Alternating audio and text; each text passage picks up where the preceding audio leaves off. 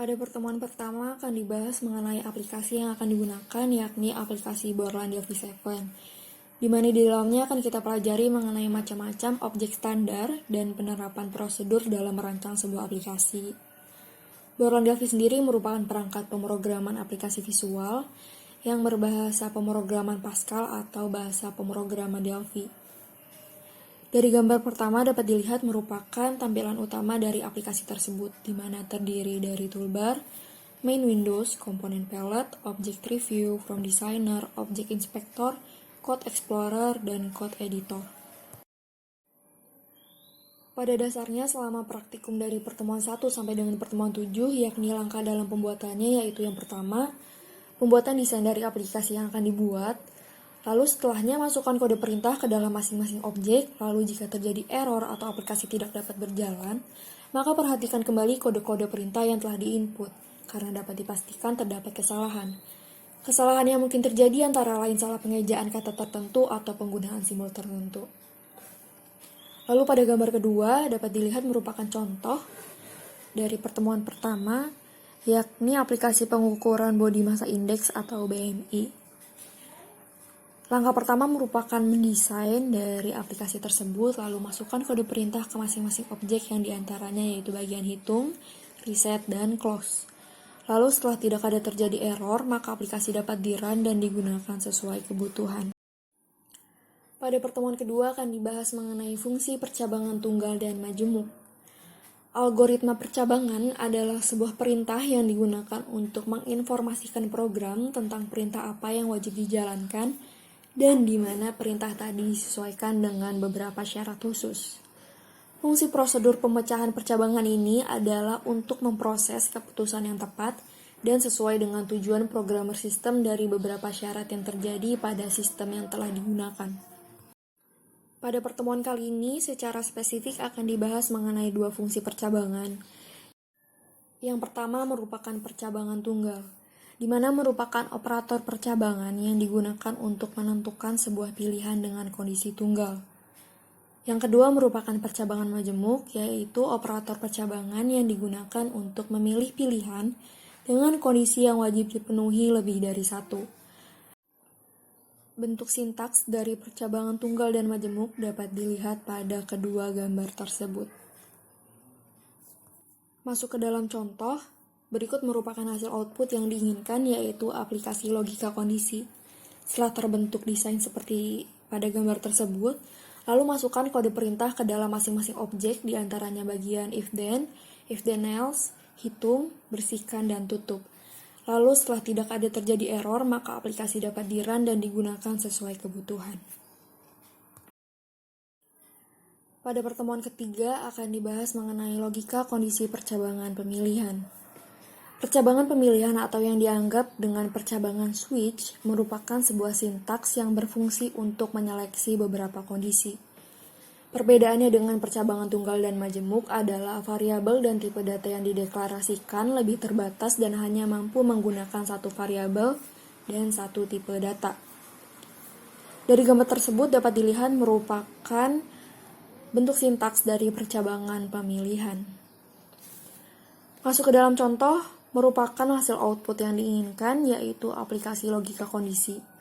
Setelah terbentuk sedemikian rupa, maka masukkan kode perintah ke masing-masing objek diantaranya bagian hitung, case off, tutup, dan bersihkan. Lalu setelah tidak ada terjadi error, maka aplikasi dapat di-run dan digunakan sesuai kebutuhan. Pada pertemuan keempat akan dibahas mengenai fungsi perulangan for, lalu juga bentuk fungsi perulangan for to do dan for down to, dan contoh dari perulangan for. Perulangan for sendiri merupakan perulangan dasar yang terdapat dalam seluruh bahasa pemrograman. Pada bahasa pemrograman Pascal, perulangan terbagi menjadi dua. Yang pertama perulangan for to do, yakni perulangan yang berjalan menggunakan suatu variabel kondisi yang akan bertambah secara otomatis sampai perintah selesai dikerjakan. Dan yang kedua merupakan perulangan for down to do, yang merupakan perulangan di mana berjalan menggunakan suatu variabel kondisi yang akan berkurang secara otomatis dan akan berhenti sampai perintah selesai dikerjakan. Bentuk sintaks dari kedua perulangan tersebut dapat dilihat dalam gambar yang tersedia. Masuk ke dalam contoh, berikut merupakan hasil output yang diinginkan. Setelah mendesain dari aplikasi yang akan dibuat, selanjutnya masukkan kode perintah ke dalam beberapa objek, diantaranya for to do, for down to, tutup, dan bersihkan. Lalu setelah tidak ada terjadi error, maka aplikasi dapat di-run dan digunakan sesuai kebutuhan. Pada pertemuan kelima akan dijelaskan tentang fungsi perulangan while and repeat. Berikut merupakan bentuk perulangan while and repeat. Yang pertama, perulangan repeat until. Repeat artinya ulangi, until artinya sampai. Jadi, repeat until merupakan struktur perulangan yang dimana aksi dikerjakan sehingga kondisi persyaratan berhenti terpenuhi. Perulangan ini bisa dipakai sebagai perulangan yang menggunakan banyak sekali kondisi keluar. Yang kedua, perulangan while do. While artinya selama atau selagi, dan do artinya lakukan. Jadi, while do merupakan struktur perulangan yang dimana selama kondisi persyaratan perulangan masih benar, maka aksi dilakukan. Dalam slide tersebut dilampirkan masing-masing sintaks, yaitu sintaks perulangan repeat until dan while do. Berikut merupakan contoh hasil output yang diinginkan, yaitu aplikasi perulangan. Setelah berbentuk sedemikian rupa, maka masukkan kode perintah ke masing-masing objek, diantaranya bagian while do, repeat until, tutup, dan bersihkan. Lalu setelah tidak ada terjadi error, maka aplikasi dapat di-run dan digunakan sesuai kebutuhan. Pada pertemuan ketujuh akan dibahas mengenai array. Array sendiri merupakan kumpulan data bertipe sama yang menggunakan nama sama. Beberapa contoh komponen string grid, yang pertama merupakan call count, yang kedua row count, yang ketiga fixed columns, ketiga fixed rows, kelima cells. Masuk ke dalam contoh, berikut merupakan hasil output yang diinginkan, yaitu aplikasi database array. Setelah terbentuk desain tersebut, maka masukkan kode perintah ke masing-masing objek, diantaranya bagian input data, hapus data, dan keluar. Lalu setelah tidak ada terjadi error, maka aplikasi dapat di-run dan digunakan sesuai kebutuhan. Pada pertemuan ke-6 akan dibahas mengenai Visual Component Library atau VCL. VCL sendiri merupakan hierarki dari kelas atau objek yang ditulis dengan objek Pascal dan tergabung dalam IDE Delphi. VCL berisi kumpulan objek yang ditulis dalam bahasa pemrograman Pascal dari Borland Delphi untuk dipakai pada form designer. Terdiri dari komponen visible dan komponen invisible. Komponen visible merupakan komponen yang dapat terlihat dan biasanya ditempatkan serta diprogram untuk pemakai. Contohnya yakni edit box.